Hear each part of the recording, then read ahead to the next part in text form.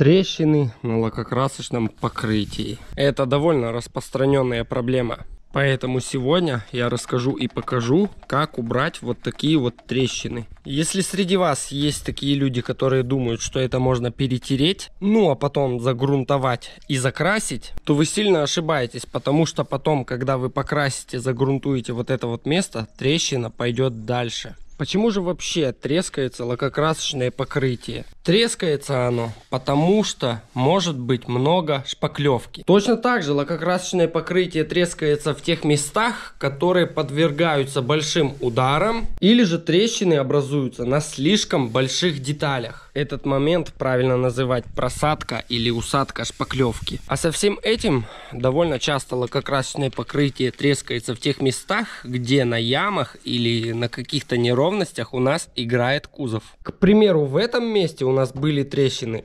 Они появились от того, что багажником очень сильно приходится у этого автомобиля стучать, чтобы он закрылся. Например, на капоте трещины также очень частый гость от того, что капотом зачастую хлопают. Особенно это касается зимы, когда мороз и капотом ляпают до изнеможения. Трещины в этом случае неизбежны. В этом месте убрать трещину не так-то просто, потому что вот эта вот рамка от стекла, она реально мешает. Предлагаю взять вот такой вот подизношенный диск, надеваем его на болгарку.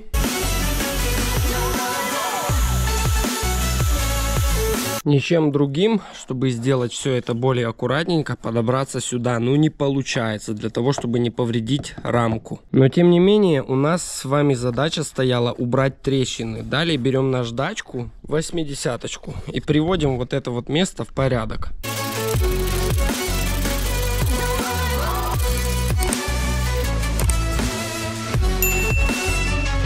Вгоняем всю старую шпаклевку в металл. Вот так вот все это выглядит. Большие глубокие царапины, как раз то, что нам нужно. Со всем этим царапины должны быть вокруг вот этого вот пятна. Затем хорошенечко обезжириваем вот это вот место, над которым мы работаем. Затем берем некоторое количество шпаклевочки, добавляем сюда же активатора и начинаем перемешивать. Хорошенечко проверяем шпаклевку, нет ли в ней розовых пятнышек активатора. Если нет, приступаем к нанесению.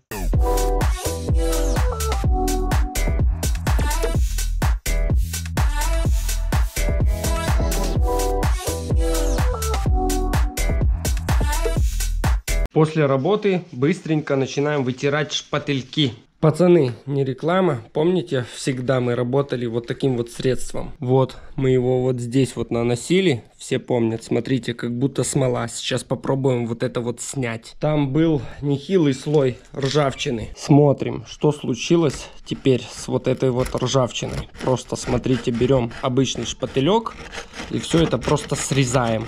Смотрите, просто отваливается, как будто это какое-то грязное пятнышко. И просто вот смотрите, какое оно на вид. Далее находим вот такой вот подходящий брусок. Как раз для работы в этом месте нам его будет с головой. Вместо 80-ки возьму 60-ку. Она более крупная, меньше будет тереть.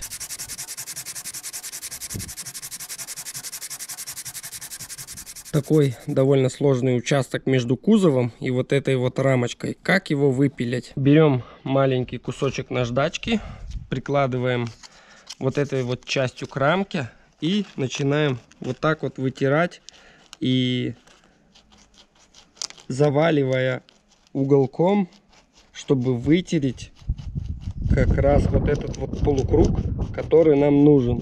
Ну вот, смотрите, дорогие друзья, как чудесно получился вот этот вот полукружок. Тяжело он мне дался, немножко пришлось повредить вот таким вот образом вот эту вот вставочку. Добавляем активатора.